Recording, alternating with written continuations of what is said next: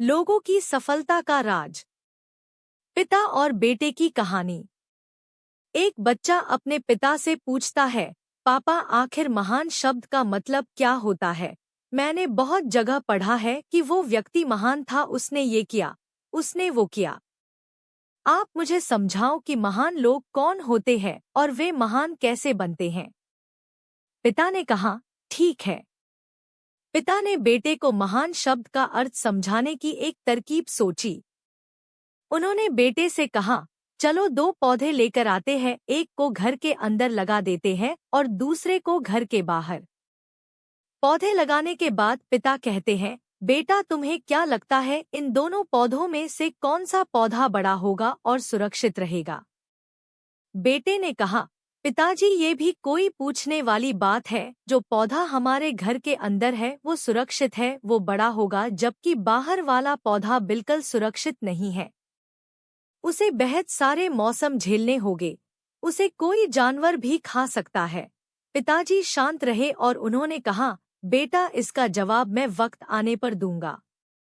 बेटा पढ़ाई करने 4 सालों के लिए बाहर चला जाता है और जब वापस आता है तो घर के अंदर के पौधे को देखकर कहता है, पापा मैंने कहा था ना, इस पौधे को कुछ नहीं होगा, ये सुरक्षित रहेगा। पिता मुस्कराए और उन्होंने कहा, बेटा जरा बाहर जाकर उस दूसरे पौधे का देख कर आओ।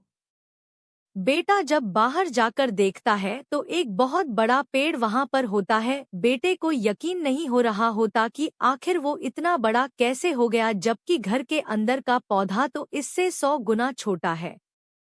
पिता बेटे को समझाते हैं, बेटा ये पौधा इतना बड़ा पेड़ इसलिए बन पाया क्योंकि इसने हर मौसम का सामना किया, हजारों मुश्किलें से लड़ा है। लेकिन अंदर का पौधा सुरक्षित होने की वजह से नहीं उसने कोई मौसम का सामना किया, ना ही उसे ठीक तरह से धूप मिली और इस कारण वो बड़ा नहीं बन पाया। बेटा याद रखना, इस पेड़ की तरह दुनिया में वही व्यक्ति महान बन सकता है जिसने हजारों मुश्किलों सामना किया हो, और जो अंदर के पेड़ तरह जीवन भर सुरक्षित रहने की सोचेगा तो वो कभी महान नहीं बन पाएगा। जीवन की सीख। दोस्तों, आप कोई काम में फेल हो जाते हैं तो दुखी हो जाते हो। आप ये नहीं सोचते कि आखिर उस काम में चूक कहाँ हुई, ताकि आप उस चूक को सुधार सको। अगर आप बीच में ही हार मान लोगे तो अंदर के पेड़ की तरह आप भी अपने जीवन में बड़े नहीं बन पाओगे।